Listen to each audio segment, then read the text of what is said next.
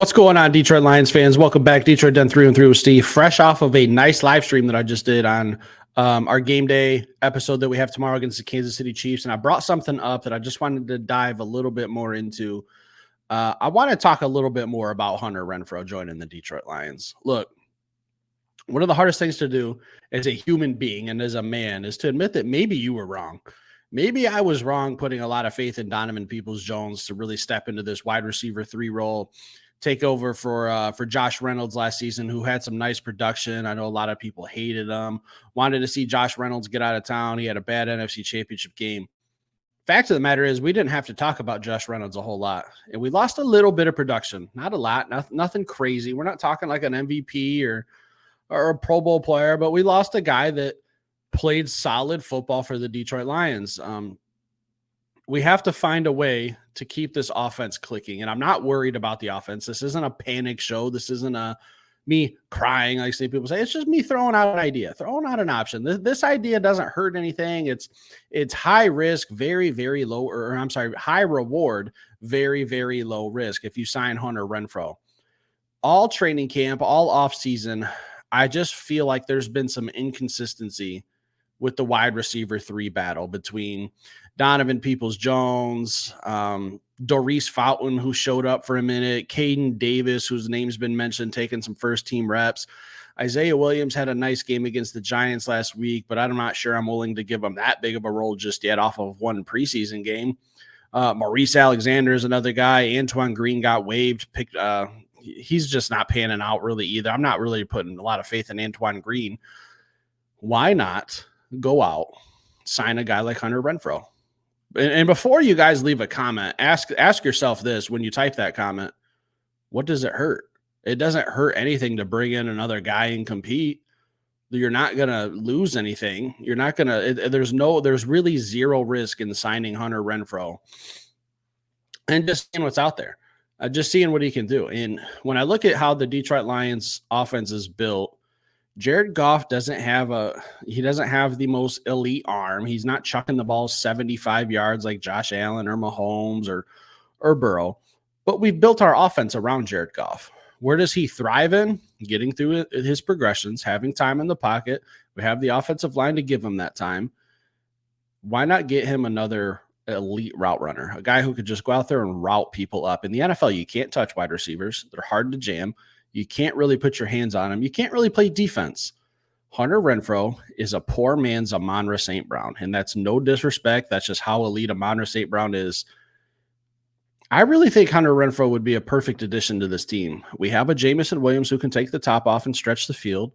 And then you have 3 guys just running around in the middle, causing havoc. The middle of the field is very hard to defend. It's hard to play man-to-man on Amon-Ra St. Brown, and he can find soft spots in the zone. Hunter Renfrow is the same type of player. Hard to play man against, doesn't have elite speed or athleticism. We have Jameson Williams for that. He's got elite speed. He can take the top off the defense. He can put pressure on those safeties. He can force them to step up in the box and try to cover a smaller area of the field. It's the possibilities are just endless with Hunter Renfrow. And with no one really stepping up, I don't see the harm in bringing him in. When I look at Renfrow's stats the last couple of years, not good. If you just look at his numbers, you're not going to be impressed. 2022, 10 games, 36 catches. 2023, 17 games, 25 catches, 330 yards, 255 yards, respectively, a total of 2 touchdowns, and he didn't have any touchdowns last year. That's a product of bad quarterback play. If you watch the Netflix series Quarterback, you can see it with Davante Adams. They were going through the Jimmy Garoppolo experiment. They had to bring in Aiden O'Connell, who I think is okay. Aiden O'Connell's he's going to be a backup in the NFL. You could see it with Davante Adams, his body language, his reaction.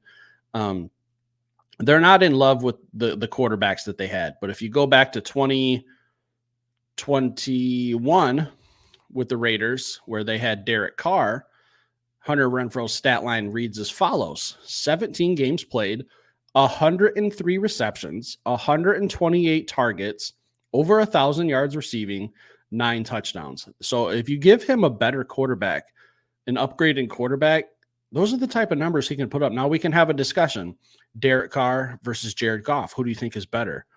Well, I think Jared Goff is better and our offense as a whole is better. So do I expect if we sign Hunter Renfrow that that's the stats he put up? No. I don't think he's going to be 1,000-yard receiver if we put him on this team. If we even sign him and he plays and he's wide receiver 3, and I don't even like adding wide receiver 3 because it's just a dumb title. And I know a lot of people are going to mention Khalif Raymond, but let me just make this point. You're not going to have Hunter Renfrow on this team, and he's not going to put up 100 catches for 1,000 yards. Maybe he gets the 9 touchdowns. Maybe. I wouldn't bet on it.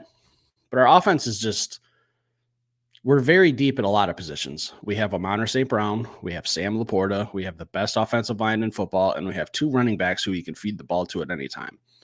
Adding Hunter Renfrow is just a nice little security blanket. It's just a nice little, hey, man, I got another option, another weapon, someone dependable. I guess that's like the key word for this episode is dependable, because when I use that word, I can't tie it to Donovan Peoples-Jones. I can't tie it to Isaiah Williams, Kane Davis, Darius Fountain. I can't depend on them yet. Could I in the future?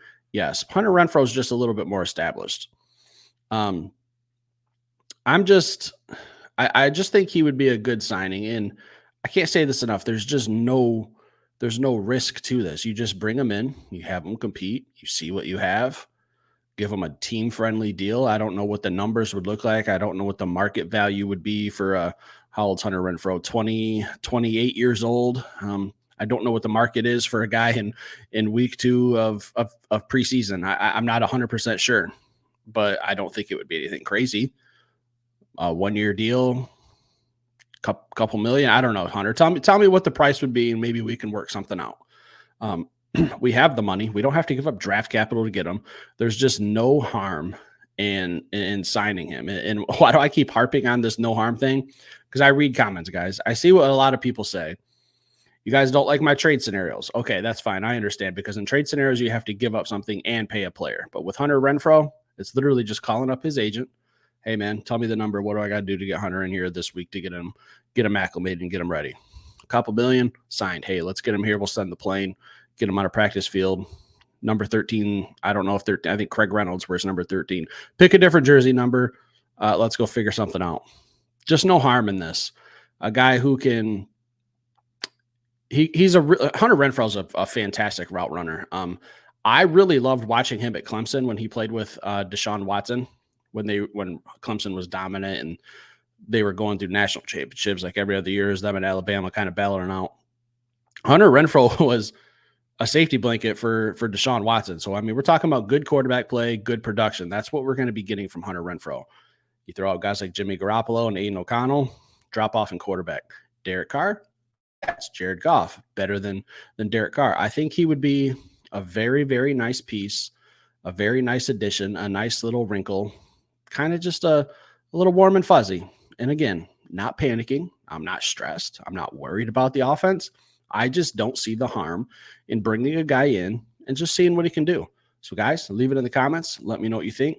Thumbs up, thumbs down. We'll talk about it. If not, thanks for watching. Stick around. Hit that like button, guys. I'll be back later with another show.